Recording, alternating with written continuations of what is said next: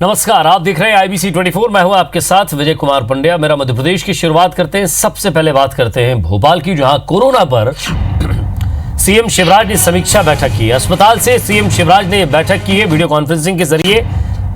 इस बैठक में बाकी मंत्री भी शामिल हुए।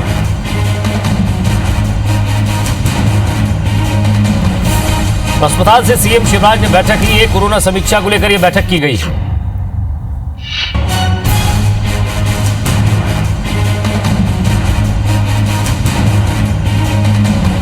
इस खबर पर और ज्यादा बातचीत के लिए हमारे संवाददाता सुधीर दंडोतिया हमारे साथ जुड़ गए। सुधीर, अस्पताल से वीडियो कॉन्फ्रेंसिंग के जरिए मंत्रियों से बातचीत की गई, कल अधिकारियों से बातचीत हुई थी।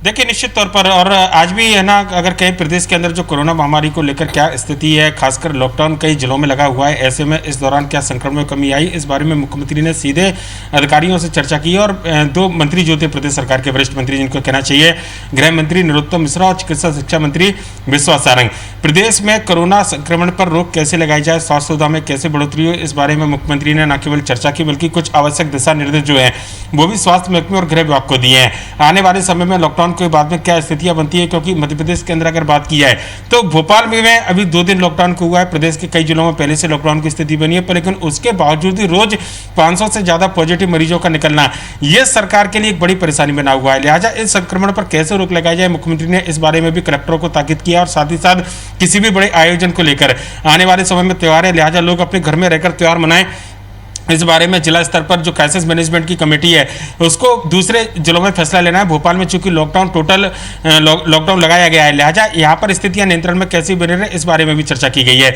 आज लगातार विजय दूसरा दिन था जब मुख्यमंत्री ने अस्पताल के अंदर से वीडियो कॉन्फ्रेंस के जरिए चर्चा की। और खास बात यह है कि मुख्यमंत्री का सुबह जो शेड्यूल आया था उसमें इन बैठकों का कोई जिक्र नहीं था। तो फिर के आते आते मुख्यमंत्री ने न केवल कोरोना महामारी बल्कि प्रदेश के अंदर कानून व्यवस्था की जो समीक्षा बैठक है उसको लेने का फैसला लिया था। और उसके बाद में प्रदेश भर के जो कोरोना महामारी और कानून व्यवस्था को लेकर जो हालात है, प्रदेश सरकार के मंत्री और अधिकारियों के साथ इस विषय में विस्तृत चर्चा हुई है। विजय जी, शुक्रिया सुधीर इस तमाम बातचीत के लिए। तो लगातार बैठकों का दौर जारी है और कोरोना को लेकर समीक्षा की जा रही है। बात रीवा की करते हैं, जहां बैतूल के एडीजे और उनके बेटे की मौत का मामला सामने आया, जहां महिला को गिरफ्तार करने पहुंची है पुलिस टीम। तो पुलिस टीम ने ड्राइवर को भी हिरासत में लिया है। एडीजे महेंद्र कुमार त्रिपाठी की मौत हुई थी, उनके बेटे की भी, जी हां, अभिनय राज की भी मौत हुई थी। 20 जुलाई को खाना खाने के बाद तबीयत बिगड़ी थी। घर को सील करके जांच की जा रही है। तो पुलिस टीम एडीजे के घर से वो आटा भी लेकर आई है जो उन्हें दिया गया था। फॉरेंसिक एक्सपर्ट की टीम भी जांच कर रही है। पुलिस को शॉर्ट पोस्टमार्टम रिपोर्ट का इंतजार है। हमारे संवाददाता नंदकिशोर पवार हमारे साथ जुड़ रहे हैं। नंदकिशोर, ये बताया जा रहा था कि किसी ने आटा दिया था और उसके बाद उसकी रोटियां खाने से ये पूरा मसला सामने आया। जज की और उनके बेटे की मौत हुई। अभी तक पूरी जांच में क्या निकल कर आ रहा है? जी, सबसे पहली बात तो आपको बता दूं कि जिस तरह से संशय बताया जा रहा था कि आटा की रोटी खाने के बाद में दोनों की तबीयत अचानक बिगड़ी है, 2 बेटों की और जज की। इसके बाद में इलाज के दौरान जहां बेटे और जज की मौत हुई है, इस मामले में पुलिस के जो सूत्र हैं, पुलिस ने अभी तक जांच की है। जांच में पता चला है कि एक महिला की गिरफ्तारी के लिए पुलिस टीम रीवा के लिए रवाना हुई है। वहीं एक ड्राइवर को भी हिरासत में लिया गया है, ड्राइवर से पूछताछ की जा रही है। उसी अनुसार पुलिस अपनी कार्रवाई आगे बढ़ा रही है। साथ अगर पीएम की रिपोर्ट की बात की जाए तो शॉर्ट पीएम रिपोर्ट अभी तक नागपुर से बैतूल पुलिस को प्राप्त नहीं हो पाई है, लेकिन कहीं ना कहीं इस मामले की एक के बाद एक कड़ी जुड़ते जा रही है। अब जब देर रात को महिला बैतूल जिला मुख्यालय पर पहुंच जाएगी, जो पुलिस उसे लेने गई है, अगर वो पहुंचती है तो आगे किस तरह के खुलासे होते हैं, ये अभी तक पुलिस ने प्राथमिक रूप से किसी को बताने से मना किया है। लेकिन कहीं ना कहीं ये कहा जा सकता है कि इस हत्या या मृत्यु की जो गुत्थी है जल्द ही पुलिस सुलझा लेगी। और ये भी कहा जा रहा है कि जल्द ही इस मामले में पुलिस को और अहम सुराग भी मिल सकते हैं। जी नंदकिशोर, ड्राइवर से भी पूछताछ हो रही है। एक महिला को भी गिरफ्तार पुलिस करने पहुंची है रीवा में। वो महिला कौन है, क्या कनेक्शन सामने आ रहा है, पुलिस कुछ बता पा रही है अभी? पुलिस इस मामले में ना तो महिला की कोई पहचान उजागर कर पा रही है, ना ही ड्राइवर का किसी तरह से जिक्र कर पा रही है। लेकिन जो हमारे सूत्र है, जो हमने अभी तक जो पड़ताल की, इसके अनुसार ड्राइवर को पुलिस ने देर सुबह ही हिरासत में ले लिया था, जिसकी पूछताछ के बाद ही महिला का जिक्र हुआ था और उसी महिला को पुलिस हिरासत में लेने के लिए अपनी टीम रवाना की थी, जिसमें बताया गया कि रीवा साइड में महिला गई हुई थी। तो महिला की रीवा में गिरफ्तारी करने के लिए पुलिस ने अपनी टीम भेजी थी और ये भी पता चला है कि महिला को पुलिस ने गिरफ्तार भी कर लिया है और देर रात तक शायद वो बैतूल लेकर के पहुंच सकते हैं। ठीक, नजर बनाए रखिएगा नंद किशोर, आगे भी आपसे अपडेट लेते रहेंगे। और इधर इंदौर में कांग्रेस ने परदेशीपुरा चौराहे से पाटनीपुरा तक पैदल मार्च निकाला। कांग्रेस के इस प्रदर्शन में व्यापारी, ठेले वाले, बैंड वाले और सिटी बस कर्मी भी शामिल हुए। वहीं बगैर अनुमति प्रदर्शन करने पर परदेशीपुरा पुलिस ने आयोजक समेत 200 से ज्यादा कार्यकर्ताओं के खिलाफ मुकदमा दर्ज किया है। प्रदर्शन के दौरान सोशल डिस्टेंसिंग की जमकर धज्जियां उड़ाई गई। वहीं कार्यकर्ताओं की पुलिस से झूमा झटके भी। आम जनता पे कार्रवाई हो रही, गरीब पे कार्रवाई हो रही है, ठेले वालों पे हो रही है, व्यापारी पे हो रही है। व्यापारी से 5,000 10,000 चालान बना जा रहा है, ठेले वालों 500 में चालान बना जा रहा है, उन ठेले पलटा जा रहा है। ऐसा काम पहली बार देखा होगा कि नगर निगम को चुनाव पे खड़े होकर मास्क लगाने वालों चालान बना रहे हैं। भारतीय जनता पार्टी के लोग जिला प्रशासन के साथ मिलकर सारी सोशल डिस्टेंसिंग की धज्जियां उड़ा रहे हैं। आज आम गरीब जनता परेशान है। पुलिस द्वारा इस संबंध में चूंकि कोरोना महामारी फैली हुई है और कलेक्टर साहब का स्पष्ट आदेश है कि बिना अनुमति के किसी प्रकार की रैली, धरना, जुलूस प्रदर्शन नहीं किया जा सकता है। उनके द्वारा उस आदेश का उल्लंघन किया गया है, इसलिए इसके अंतर्गत धारा 188 की कार्रवाई की जा रही है। इसके अलावा मार्ग बाधित करने और अन्य धाराओं के अंतर्गत भी कार्रवाई की जा रही है। इधर कांग्रेस नेता और पूर्व मंत्री पीसी शर्मा ने कहा है कि बीजेपी में कांग्रेस के विधायकों का आना आरएसएस की चाल है। आरएसएस ज्योतिरादित्य सिंधिया को साइडलाइन करना चाहता है, इसलिए ऐसा किया जा रहा है। बीजेपी को 115 से 116 विधायक चाहिए, जबकि उनके पास 107 हैं, लेकिन आने वाले समय में बीजेपी के विधायक कम होंगे। वहीं पीसी शर्मा ने कहा कि कांग्रेस उपचुनाव की तैयारियों में लगी है। चुनाव सितंबर में प्रस्तावित है। 3 सर्वे के बाद प्रत्याशियों की टिकट मिलेगा। सेक्टर, मंडल और ब्लॉक की बैठकें हो चुकी हैं। शर्मा ने दावा किया कि कांग्रेस प्रत्याशी विधायक बनेंगे, फिर भी मंत्री भी वो बन सकते हैं। कांग्रेस के बागियों के खिलाफ अच्छा माहौल है। अच्छा कुचा जो मामला हो रहा है, ये आरएसएस करा रही है कि भाई ये इनको सिंधिया जी को साइडलाइन करना है, इसलिए इनके जो मंत्री हारेंगे तो बाहर हो जाएंगे, तो बैलेंस बराबर। ये इनको अपने 115-16 करना है बस, तो उस जुगाड़ में लगे हैं, लेकिन कुछ नहीं होगा। ये 107 हैं आज। पूर्व मंत्री जीतू पटवारी ने कांग्रेस विधायक के बीजेपी में जाने को लेकर कहा है कि जो लोग कच्चे मान और आर्थिक हवस के होते हैं, वो अपने दल की भावना के विपरीत ऐसे कार्य करते हैं। संगठन ने हर परिस्थिति में विधायकों से बात की है। जिन लोगों ने पार्टी के साथ ऐसा किया है, उनको जनता जवाब देगी। देश के पीएम, गृह मंत्री, केंद्र की सरकार, लोकतंत्र की हत्या करने में लगे जो लोग हजारों करोड़ रुपए सिर्फ चुनी हुई सरकार गिराने के लिए बजट में रखते हैं।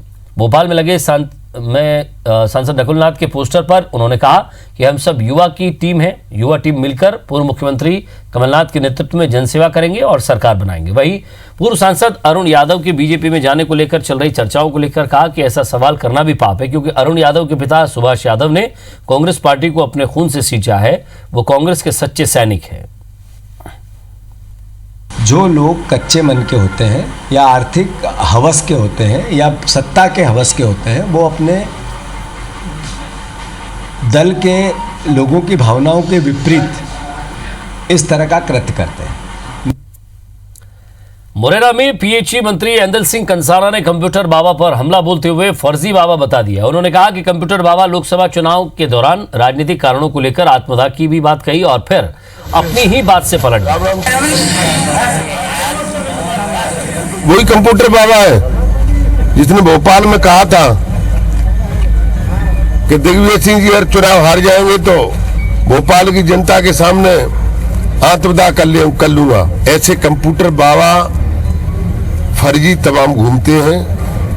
ये जनता, ये ओरिजिनल जनता है। बाबा इस प्रकार के फर्जी हैं। और अब बात जबलपुर की करते हैं, जहां सांसद राकेश सिंह का शंकराचार्य स्वरूपानंद के खिलाफ बयान पर विवाद बढ़ता ही जा रहा है। शंकराचार्य के समर्थकों ने राकेश सिंह से माफी मांगने की मांग की है। माफी नहीं मांगने पर उग्र आंदोलन की चेतावनी दी है। आपको बता दें कि राम मंदिर भूमि पूजन को लेकर शंकराचार्य ने कहा था कि भूमि पूजन 5 अगस्त को अशुभ मुहूर्त में किया जा रहा है।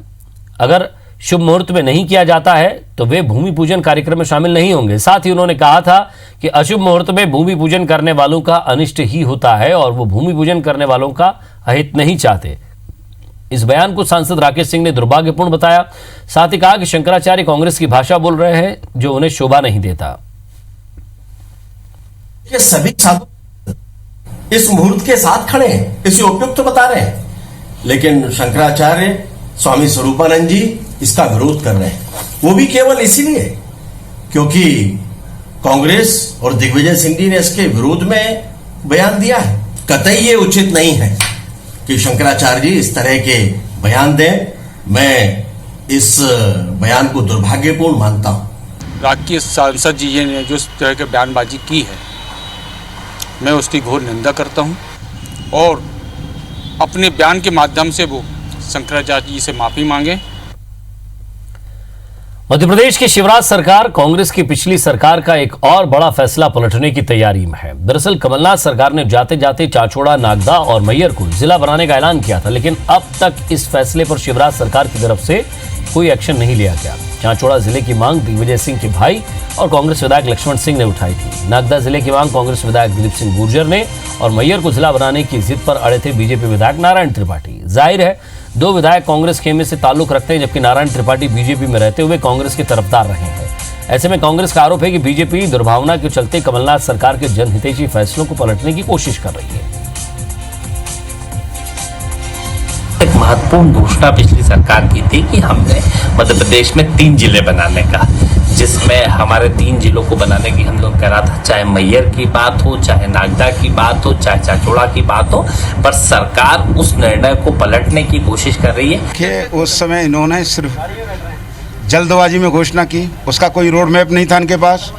जिले बना रहे हैं, उसमें कौन जिले होंगे, तहसीलें होंगी, क्या प्रोग्राम होगा, सिर्फ श्रेय लेने के लिए। शिवराज सरकार जो तथ्यात्मक वास्तविक जो स्थिति होगी उसका आंकलन करके निर्णय करेगी।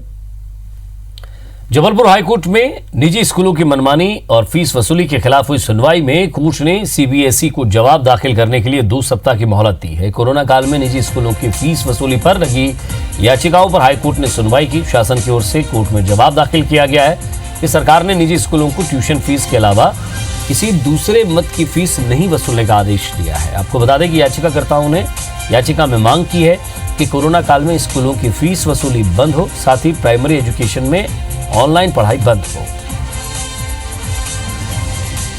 प्राइवेट स्कूलों के द्वारा जो मनमानी तरीके से फीस ली जा रही, ट्यूशन फीस को बढ़ा के फीस दी जा रही है, उसी याचिका में आज सुनवाई होती हुई माननीय न्यायालय ने बाकी सभी पक्षों को, सीबीएसई बोर्ड और जो दूसरे पक्षकार थे, सभी को जवाब प्रस्तुत करने के निर्देश दिए और अगली सुनवाई 10 अगस्त। मध्य प्रदेश माध्यमिक शिक्षा मंडल ने आज 12वीं के नतीजों का ऐलान कर दिया है। सरकारी स्कूलों का परिणाम इस बार 71.43%, तो प्राइवेट स्कूलों के 64.93% परीक्षार्थी पास हुए हैं।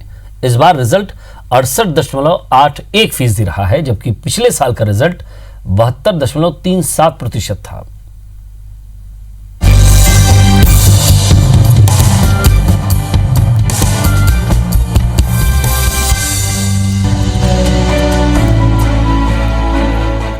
एमपी बोर्ड ने ऑनलाइन रिजल्ट घोषित करने के साथ ही प्रदेश स्तरीय मेरिट सूची जारी की।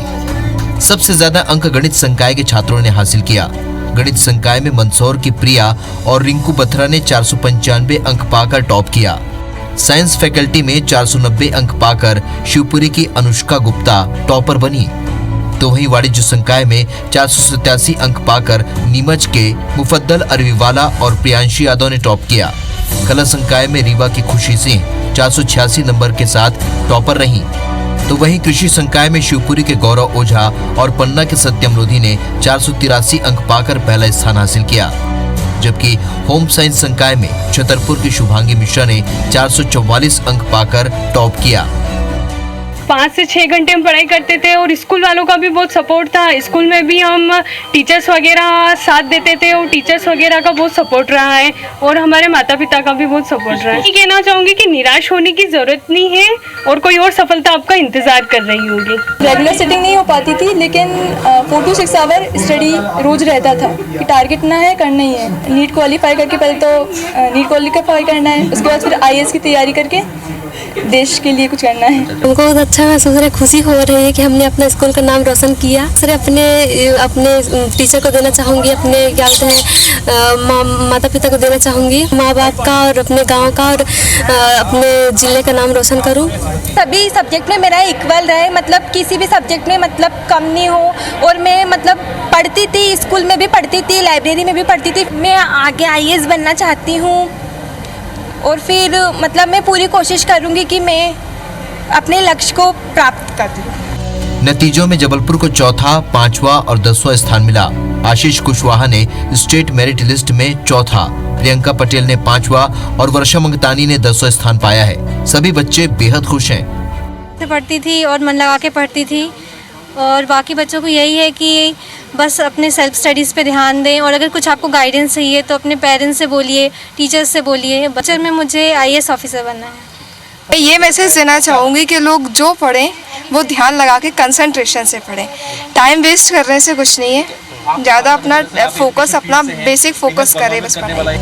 नतीजों में 2,85,754 छात्र फर्स्ट डिवीजन पास हुए हैं। 84.10 के साथ सबसे ज्यादा रिजल्ट नीमच जिले का रहा। वहीं सबसे खराब रिजल्ट 46.46% भिंड जिले का रहा। ऐसे विद्यार्थी जिनका रिजल्ट उम्मीद के मुताबिक नहीं रहा या वो फेल हो गए, उनके लिए रुक जाना नहीं योजना में एक और मौका है।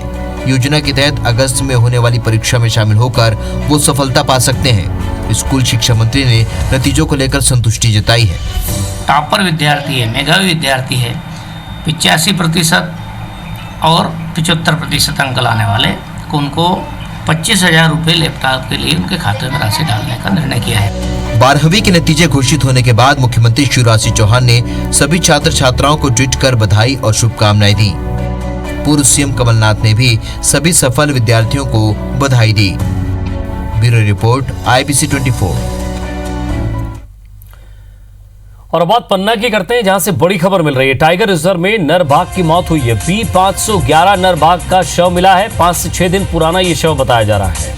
तो टाइगर रिजर्व प्रबंधन के अधिकारियों ने इसकी पुष्टि की है। और बड़ी बात यह कि 5 महीने में ये तीसरा बाघ है जिसकी मौत हुई है।